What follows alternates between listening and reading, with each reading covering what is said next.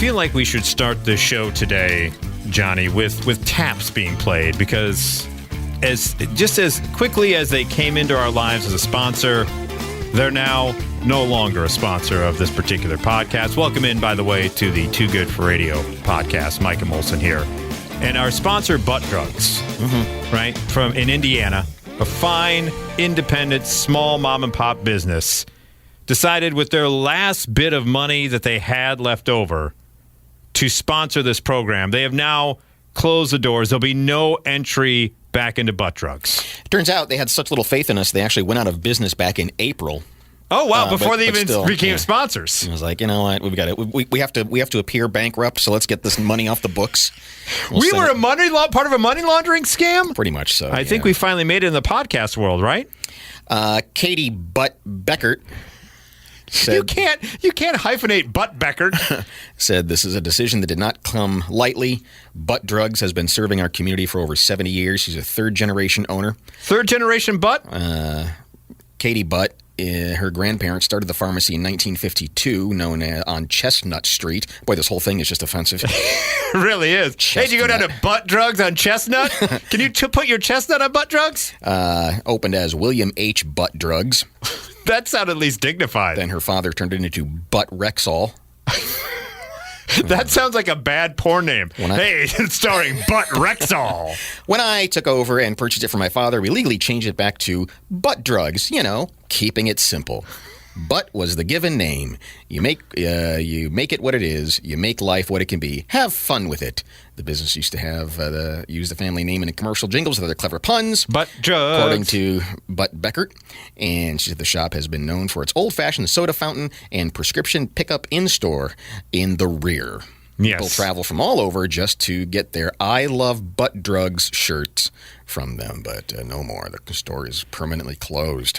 They can go online, though, and be part of the Too Good for Radio podcast network, possibly, if they want to pony up some money. And That's right. We'll sell the I Love Butt Drugs t-shirt along with the I Love Sex and Poo podcast. All there together. So thank you to Butt Drugs, but no longer a sponsor. We hardly knew ye. Yeah, we hardly knew ye. But Nugenics still around, and she'll like it too. Speaking of things and, butt drugs or whatever, sometimes people hide things when they're incarcerated or about to be incarcerated, usually in the butt drugs in the rear, but this is a different story. We got a guy who apparently was spending 17 nights at a vacation home where after he had used somebody's stolen credit card to rack up $3,000, and he's sitting there on the Gulf of Mexico, just loving life. Right. Okay.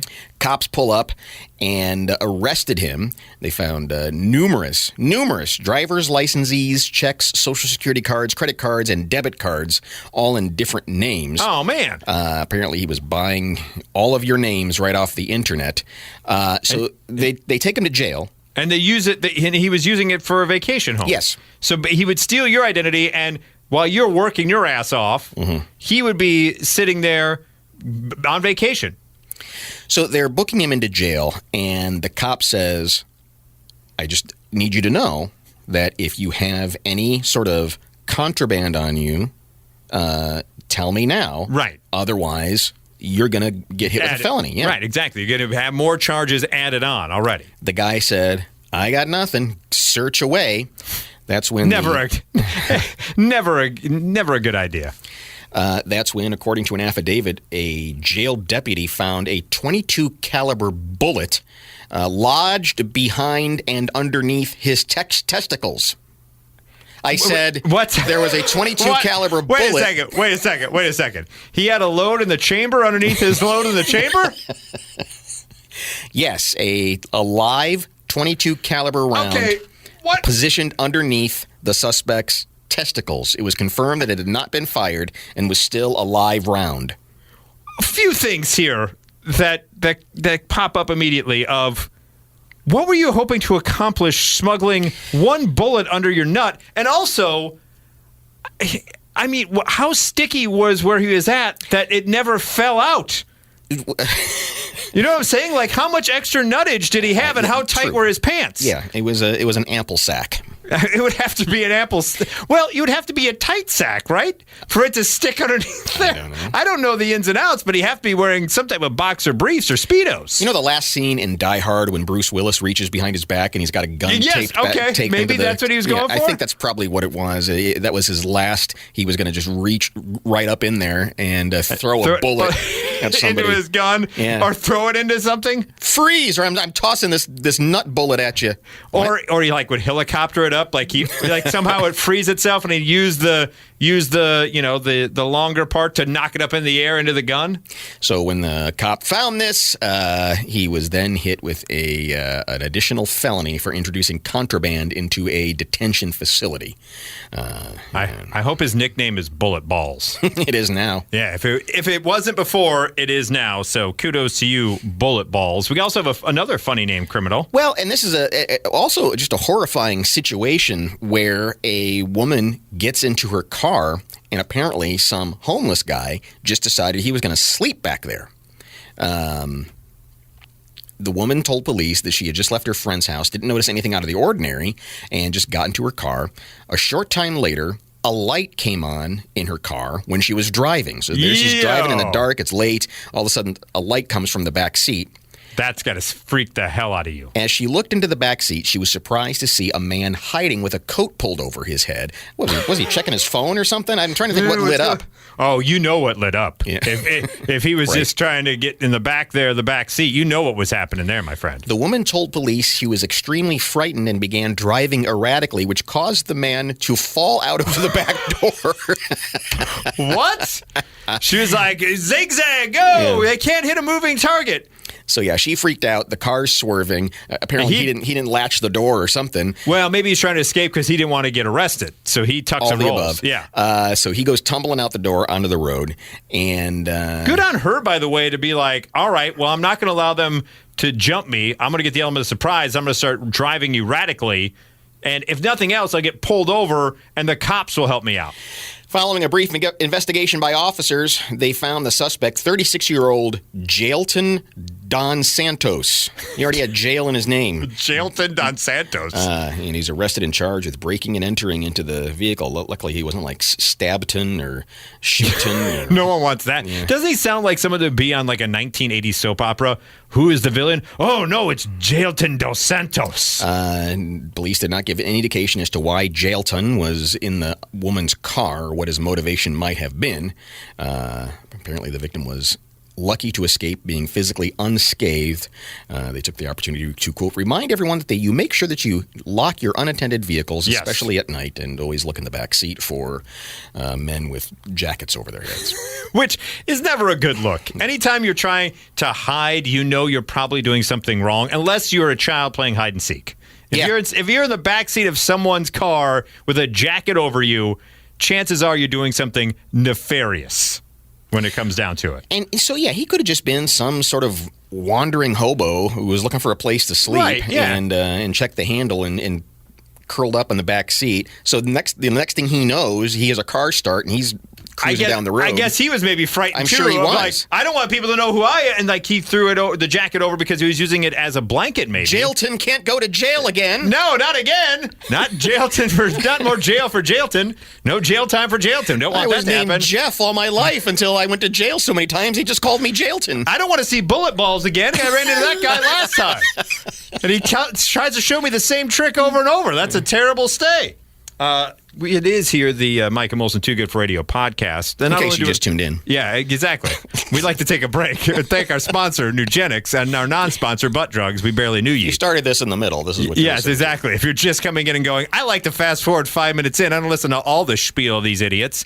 Not only do we like dumb criminals, but also stories involving animals are right in our wheelhouse as well. And this one is stopping the mail from being delivered. We take you down to Austin, Texas, where the United States Postal Service had to halt mail delivery because of an aggressive hawk. Now, I've read about turkeys, right? We've heard of this before on the East Coast where, like, turkeys, whether migrating or whatever, when they're in heat, have a little bit of difficulty delivering the mail to some of these East Coast towns. But I've not heard of hawks stopping the mail, or just a single hawk, right?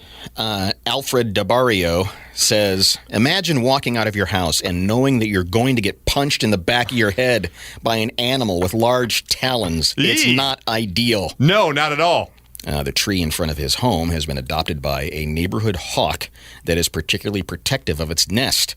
Even going out for a run now takes some extra planning. He said he was one time able to avoid getting attacked by running because he spotted the hawk's shadow, just like like a pterodactyl coming down on you. Can you imagine, just for a moment, you have to, like, look out the window. It's a hawk out there. Do you see its shadow? My brother was on a run, and he thought I punched him in the back of the head, which I haven't done in 15 years. Wait, you had done it before?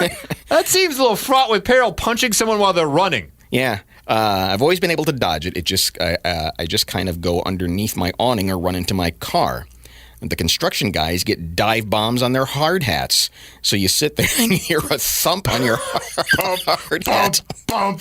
And it's one of the construction workers of this hawk just hauling off and punching them. We are basically overlapping them with their territory. Now they're dive bombing people trying to protect their nest.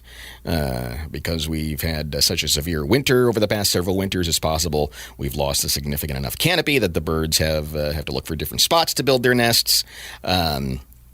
But it's been so bad that the postman has said they had actually released a statement on Monday saying the Postal Service always strives to provide the best possible service. However, the safety of employees and customers is a priority. With regards to mail service in Travis Heights, the presence of a hawk punching people in the head has presented safe delivery to a few residents. Local management of the South Congress Post Office has contacted animal control, et cetera, et cetera. I love that they resolve this matter. I love they call it that the hawk is punching people in the back of the head. As everybody is. I just see the talon, like, instead of like scratching at it, it's just like popping it. And I love the sound of just the thud against the hard hat. Oh, you can see the hawk up in the tree putting on boxing gloves, just tightening the laces. Don't you mess with me. You know, his coach is rubbing all that oil on his chest. You got all right, kid, you got to go out there. Yeah, he's been dodging and weaving too much. I got to get him this time, Mick. I'm going to get him. I'm going to get that postman.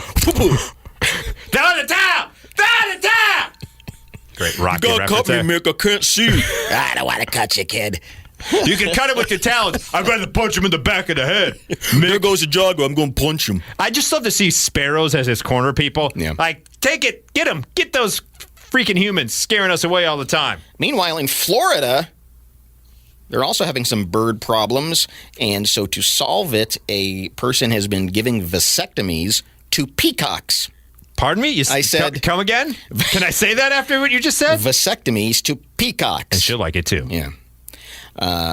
There is this village where apparently there are a lot of peacocks. Yeah, wild peacocks, which you've had experience with in the past, correct? You had, I did, yeah. I had some peacocks in my backyard. Yeah, exactly. And they sound horrible in the morning. They cockle-doodle-doo in the morning, but it's more of a screech. It's just a horrible noise. Yeah. Yeah, okay.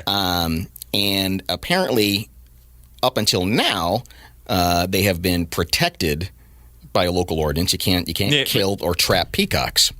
So now they have been able to get a waiver in this, and this one neighborhood is spending $7,500 a month for what's being described as a pilot program where a guy captures and gives peacocks vasectomies and then returns them. He's got to find the peacock first. He's got to find the peacock, then find the peacock's peacock.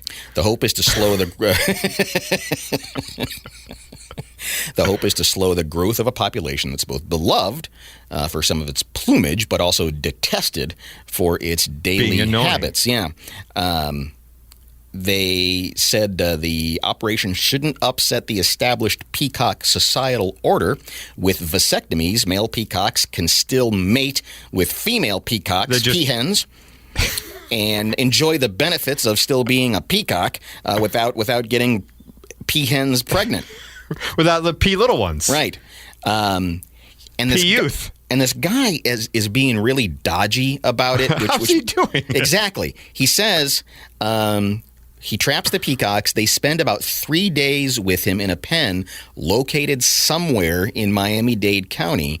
He just says, it's an abandoned zoo. I'm not going to say any more. He doesn't want to identify Is he where like he's Buffalo Bill of peacocks? where It puts the lotions on its genitals so I can find them. And how freaky must that be for the peacocks?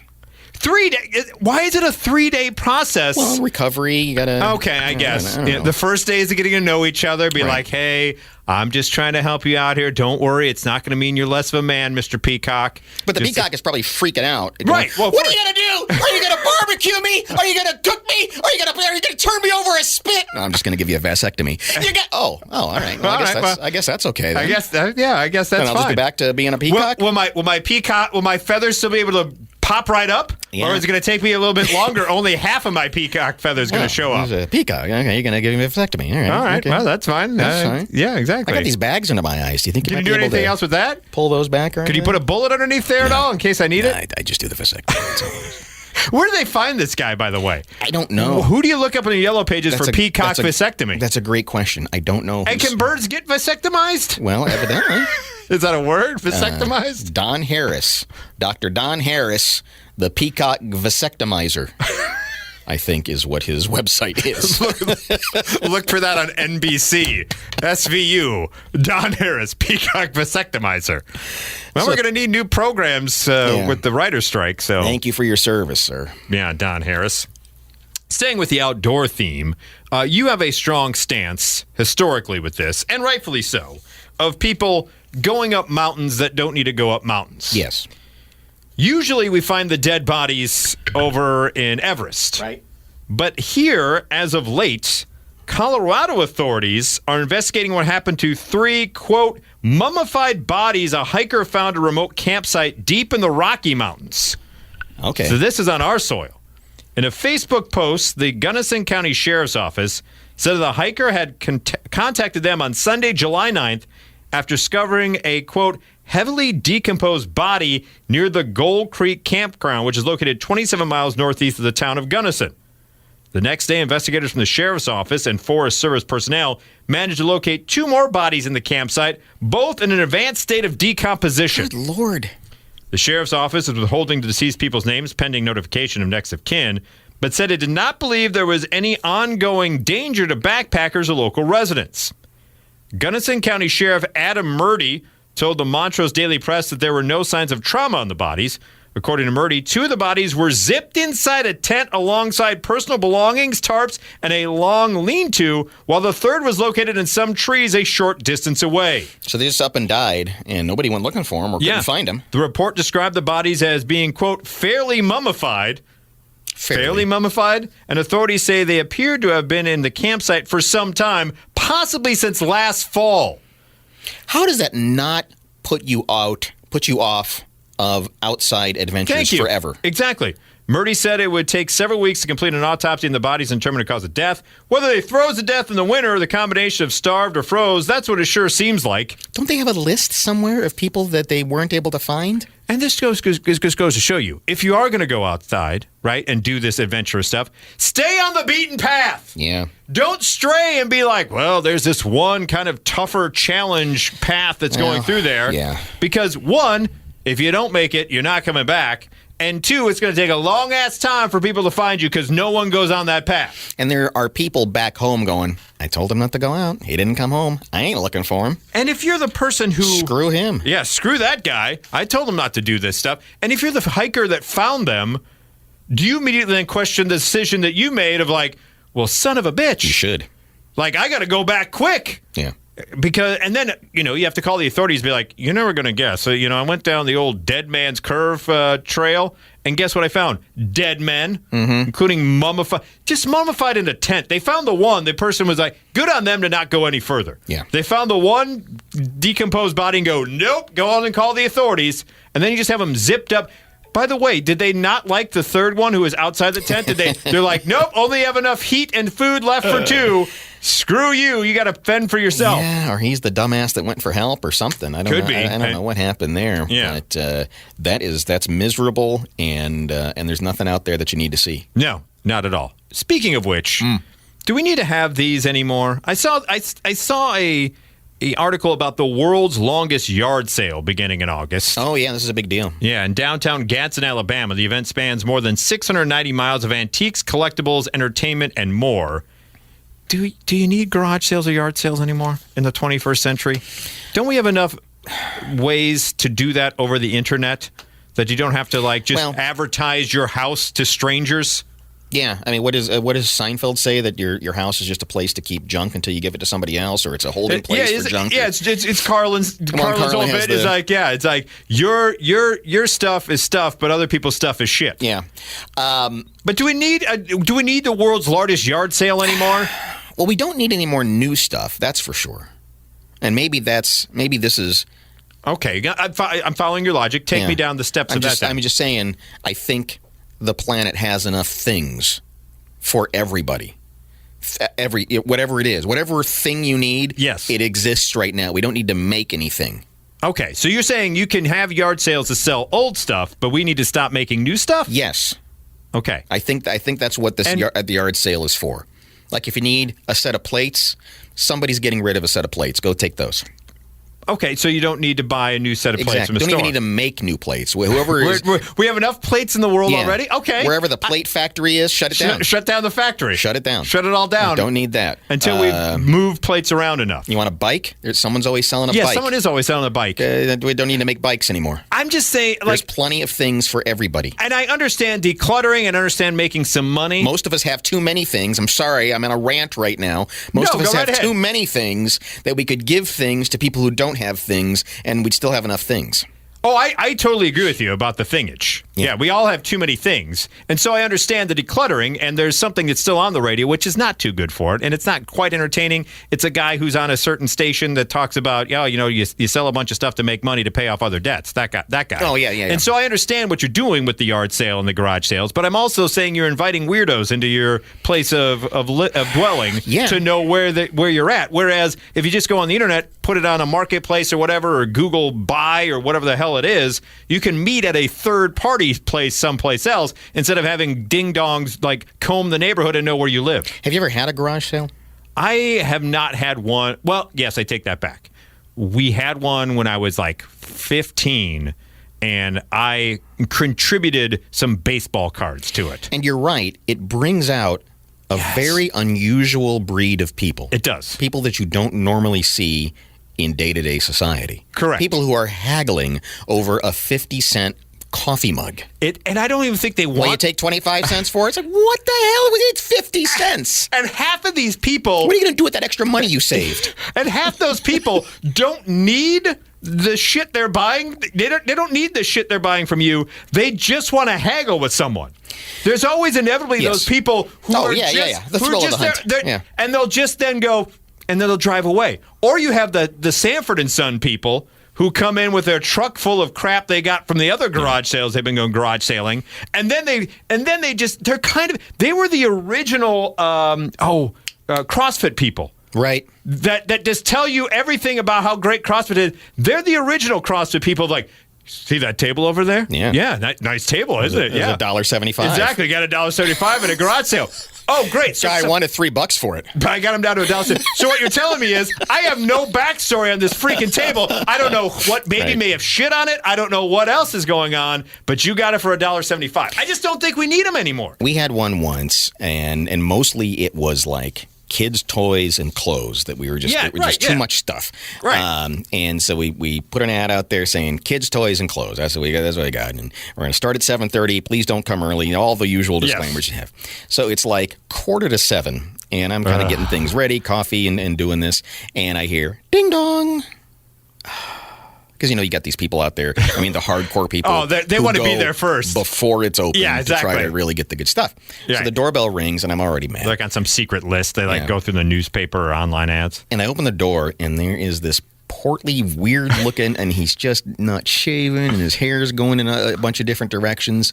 And he says through his glasses, these big, thick glasses that he's wearing, he says, "Do you have any weird or unusual vintage furniture?"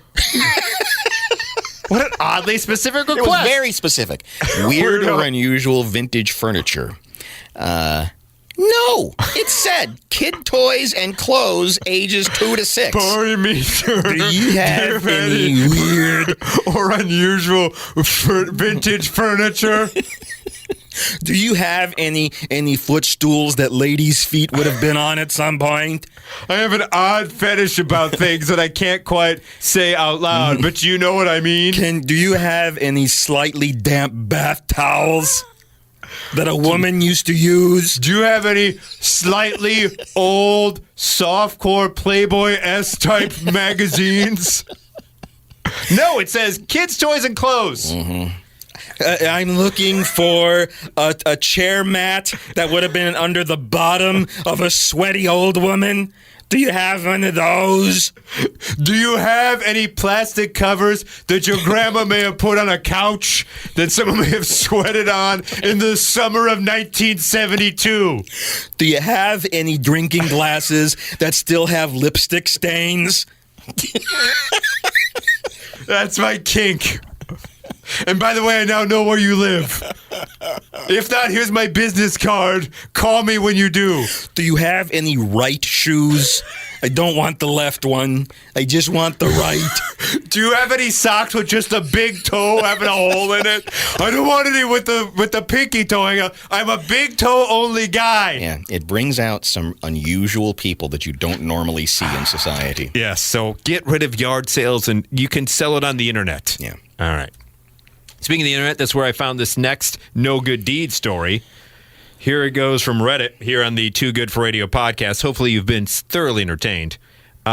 This guy goes, I was sitting on a bus next to my friend. He's a male, she's a female, and all the seats were taken. A mid-30s woman who looked like she could be pregnant got on the bus. Uh-oh.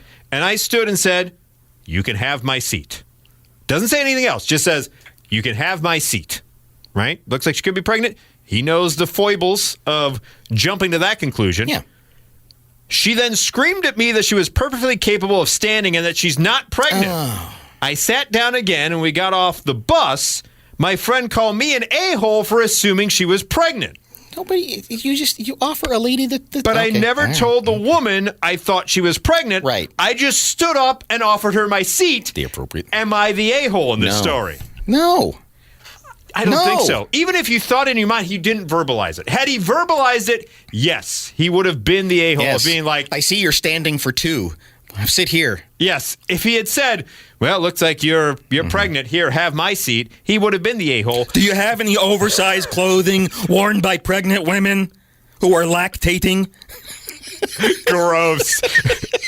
And she'll like it too. Not so much that joke. No. See, And man. I get it. I understand that someone would say, hey, I'm thoroughly... But you could have... There's a different way as well for her to have reacted and been like, I appreciate the offer, but I'm more than capable of standing. Or just said, no thanks, I'm good. Right. So you don't have to get into a confrontation. You don't know the person's motives. Correct. To assume that he thought you were pregnant, you jumped down his throat.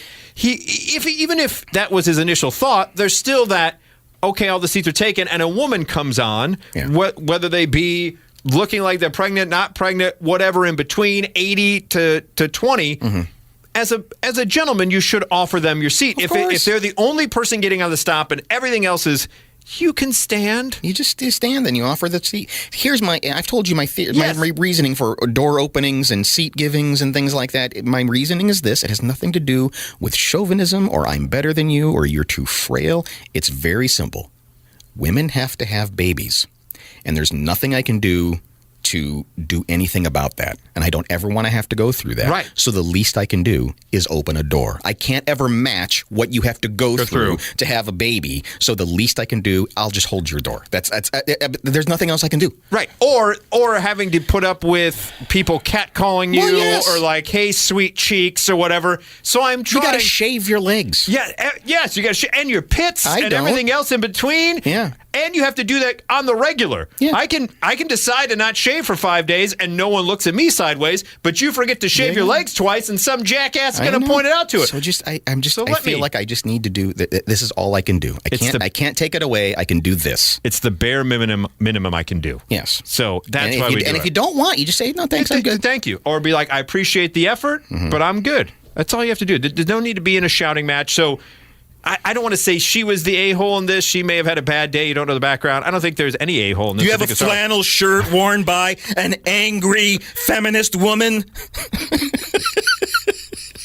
that I can take home and just feel her angry pheromones coming out? Do you happen to have the sweatband worn by your mom when Jazzercise was in 1984? I'd appreciate that. Thank you, sir. Thank you. And finally, here on the Mike and Molson Too Good for Radio podcast, a manifestation of hell on earth. The Summer of 99 cruise was just announced as of the recording of this particular podcast. All right? It's taking place. Good times and great oldies. It's taking place April 18th through the 24th, leaving from Miami, Florida to Nassau, Bahamas on the Norwegian Pearl cruise ship. Now, the Summer of 99 ship, you may ask, what makes it the Summer of 99 cruise and what makes it special? Because it's going to have as a headliner on this cruise the reunion of the band Creed. That's the headliner. That's the headliner. And it goes down from there. Yes. Here are some of the other musical acts for the cruise of 99. First of all, cruises in themselves, I'm not a big fan. I've never been on one because of the Petri dish kind of scenario going on there. Stuck at sea with a bunch of ding-dongs, right? And now all of a sudden, you're going to be not only stuck with the reunited Creed, but the people who think that's a big deal. People who were at their prime in 1999. Yes, think about that for a moment. Here's the rest of the festival lineup of cruises that'll be performing on the Summer of 99 cruise. And stop me when there's one you'd actually want to see in concert. Okay. Three Doors Down. All right. Buck Cherry and all their crazy bitchness. Tonic. Oh, wow. Vertical Horizon. Yeah. Fuel. The Verve Pipe. Oof. Tantric. Dishwalla. Dishwalla. There's one I haven't heard of in a long time. Luis Post of Veruca Salt. Not the full Veruca Salt. Just one Veruca. Just one Veruca. You just get Veruca, no salt. And 9 days have all been booked for the festival cruise. So once again, let me reiterate, this is 5 days at sea with Creed and all the bands we just mentioned. And if that's not selling you folks as this being hell on earth, wait, there's more. Who will be hosting the Summer of 99 cruise, you ask? Sure as hell ain't Mike and Molson. Yeah. It's Eddie Trunk from Sirius XM has been tabbed as one of the hosts, as well as a trio from Access TV's The Power Hour Show, Matt Pinfield, Katie Babbs, and John Bernstein. And I just pulled up the top hits of 1999, and none of those bands you just mentioned are anyway. They don't appear here. We're talking Britney Spears, Sugar Ray, Destiny's Child. By the way, Will Smith, Jennifer Lopez. When Sugar Ray is above joining your bill, right? You know the bill is crap. You couldn't even just get Rob McGrath. Rob McGrath. I would have known the name, but Mark McGrath. Mark McGrath, thank you. I was like, Jesus, I know it's not Ryan. Yeah, I couldn't even get Mark McGrath from Sugar Ray. You couldn't even get the sugar in Sugar Ray. I love how I love how it's just Louise Post from Veruca Salt. It's just two girls, right? Yeah, it's her and it's her and Nina Gordon. And Nina Gordon goes, no, I'm not doing this. No. This is beneath me. And what's that say for Creed's reunion to be on a cruise ship? Yeah, so there's not even, not even a head. I mean, these are like C-list people from 99. Three Doors Down, Buck Cherry. And not only that, not only the bad bands, right?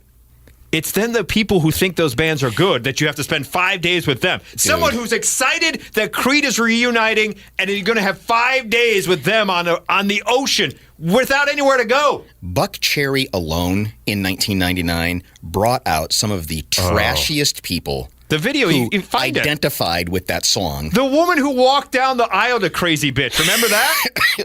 Right. That was the thing that happened. Yes. You're going to get 5 days at sea with that. Yeah. I mean, that was some trashy of trash. Yes. And so, by the way, Dishwalla. counting blue cars. Tell me all your thoughts on God, because I'd really like to meet him. And just one Veruca. And she won't like that, too. Or maybe she will. I don't know. Oh, and plus it's the people with a cruise mentality. Correct. Which is just... Maybe she will like it, too. Maybe the Big Hurt and Doug Flutie will be there handing out Nugenics for free and being like, she'll like it, too. I'll see your wife later tonight, cabin 4B. Debbie Gibson is going to be on a cruise. Now, that's different. And... Who else is joining her? Well, but I'm even with Debbie Gibson, I'm wrestling. Do I want to go on a cruise? Yeah, that's a tough call. I mean, it's a Who really... else is on that cruise? Let me see. I can... Because if there's somebody else worthwhile... Debbie Gibson. Well, yes, for you. Idiot. And how do you play that out in your mind, then? Of running into Debbie Gibson on the cruise? You're going to sweep her off her feet with your sweet, sweet dance moves or your shake weight voice? Push her into the ocean and save her life. So it's the 80s cruise coming up in February with Debbie Gibson. I think that's about it. I think it's just Debbie. Well, that's still better than this list. Yeah. By the way, when Smash Mouth big times you and says, this is beneath even me. Right. And Collective Soul and the rest of the Jamokes from the 90s. Because, here we go. The lineup announced from the 80s cruise. We've got Debbie Gibson. Okay, keep going back to that. 38 Special. Yeah. Soft Cell will sing one song. No. They then go into their cover. Right. Baby, where did my love go? It will be the entire cruise. They'll still be playing that song for the extended mix. Please tell me Men Without Hats is on there.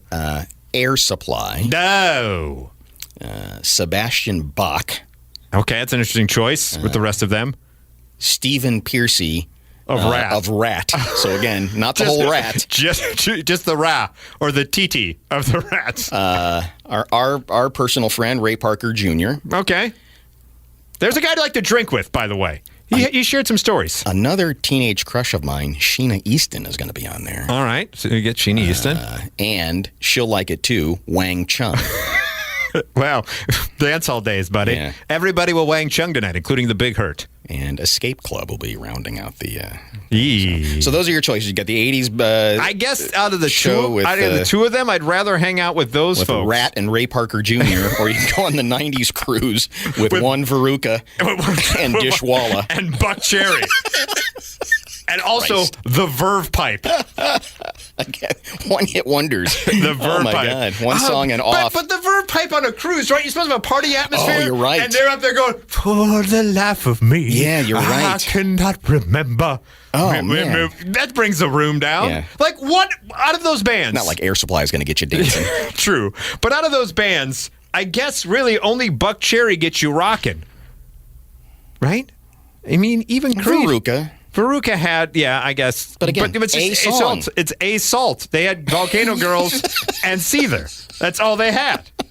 So if you want to, you can go watch these one-hit wonders of the 90s. On the 90, let's cruise like it's 99 or the summer of 99 cruise. Painful. And you can sign up for it now. And if you do, please stop subscribing to this podcast.